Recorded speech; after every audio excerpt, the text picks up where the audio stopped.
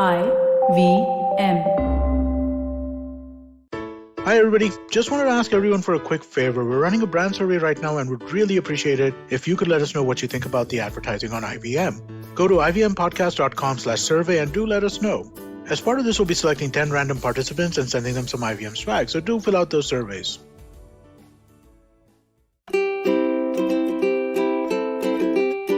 Hello and welcome to the Habit Coach podcast. I am Ashdin Doctor, your habit coach. And today in the hot seat, we have Bhavisha. And she says, my question is how to control anger while we talk to anyone. Example, I personally in the heat of the moment say things that I do not mean. Then after the argument, I regret saying and I feel like punching myself by doing ghar ka kaam or be it in the bathroom cleaning or washing utensils. That's the way she punishes herself. I really want to help to change this habit of saying things that I do not mean while having an argument with parents, siblings, friends. I fear losing the other person due to this toxic habit of mine. I know I cannot take back my words, and I know my words hurt a lot. Most of the time, I also have been hurt by the words, and then is this karma? Am I bad? Is that why the words have been coming back to me? I hope you understood what I'm trying to say. Help me in any technique to remain calm while having such horrible arguments that do not match my opinion or my expectation. Also, I just finished episode 501. It is relevant to expectation and I love it. Keep going, Ashdin Doc. Thank you, Bhavisha. And when it comes to anger, there are three important things. The first one is to understand that anger is nothing but an emotion, or sometimes we get angry because we do not know how to express what it is that we are feeling in words. Because we don't have the words to describe what it is that we are feeling, we get angry.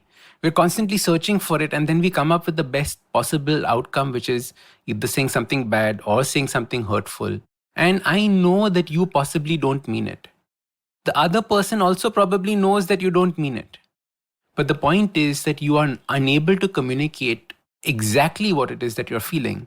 And as a result, it comes out in this form of anger. You know how many times you have stormed out and you're like, how could you do you? And then it just doesn't come out. So then you give a bad word. You say something that you don't want. You pick up a remote and throw it across the room. There are so many ways in which anger comes out, especially when you do not know how to express yourself. So the first thing is learning communication, learning how to slow down and start communicating with people. Very often, anger can be avoided if you start communication before this blow up takes place, before this anger takes place. So finding that moment out and using that is extremely important. The second reason why anger takes place is because there is a fear in us. All anger is born out of fear. Because we don't know how to deal with that fear, it is an unchecked fear, it turns into anger. Instead, what we have to understand is where fear comes from. All fear comes from a place of loss. So if we understand that there is something in my mind that I feel I'm about to lose, then we understand where the fear is coming from. Then we understand where the anger is coming from. So very often if somebody talks to you rudely and you get upset about it or angry about it, what is happening here? Where is the fear? The fear is of a loss, and that is the loss of respect. We normally don't think about loss of respect as a loss. We normally think about, if that person did this, my bottle would break, and which is why I got upset. You were feeling the loss of the bottle. But here you can also feel the loss of respect. You can feel the loss of being close to somebody. You know, very often with our friends, maybe they found a new friend and they're hanging out with that person more often than they hang out with us. What happens? We immediately feel insecure. We start feeling, oh my God, why is that person spending more time with them? Am I about to lose this friend? And because you're about to lose this friend, this fear sets in. And because this fear sets in, what do? We add petrol to this flame. We add gasoline to this flame. Because now, as it is, in your mind, the relationship's on rocky soil. And now what you've done is you've gone and shouted or had an argument or gotten upset with the person who you were trying to retain in your life. Now, does that make any sense whatsoever? It doesn't. But we behave like this all the time. And we need to catch ourselves when we understand this. So understanding the loss that you're feeling every time somebody does something. What is the fear that you're feeling? And that is why you get upset and angry. Instead, what you have to do is you have to understand that there's no fear of loss. Your parents, siblings, friends all love you. What is the loss that you're going to face? What is the fear with them? If you can settle that in your mind, then you don't have that anger bursting out. And the last reason you get angry, or the last thing I want you to do every time you get angry, is do a post-mortem on the anger. So we can also get angry because of certain triggers in our life. Like, I don't get upset at most things except for maybe two things. One is my dad, because he's the only person who can really upset me. Because I've figured it out, it is my loss of his approval that bothers me, or the loss of respect that I might have for him with the way that he behaved that upsets me. So I have done my post-mortem on why I get angry with him. And now every time he does something that's about to upset me or get angry, I realize that if he does this, am I really going to lose my respect for him? Probably not. Is there any fear of that happening? Probably not. So I don't then end up getting angry. But you have to understand that what we've done is we've used pure logic to deal with something that is so emotional and violent as anger. Anger is completely useless as an emotion. It's useful when you're trying to protect something. Somebody's coming to steal something from your house and you get angry and upset and start fighting. Brilliant. That's what it's used for.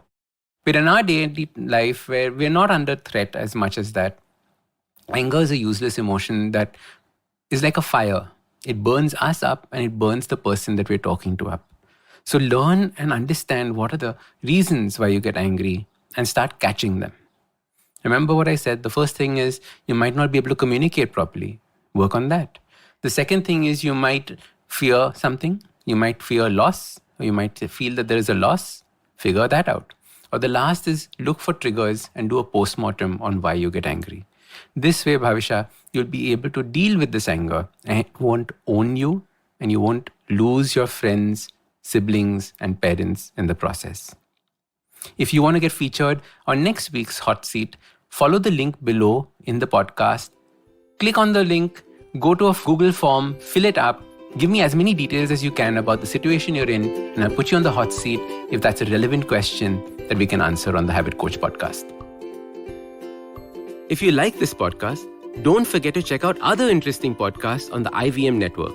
You can listen to us on the IVM Podcast app or ivmpodcast.com. You can also follow us on social media. We are at IVM Podcasts on Twitter and Instagram. If you want to reach out to me, I am Ashdin Doc on Twitter and Instagram. You can find lots more information on my website, awesome180.com, or check out different content on my YouTube channel called AWESOME 180. That's Awesome 180.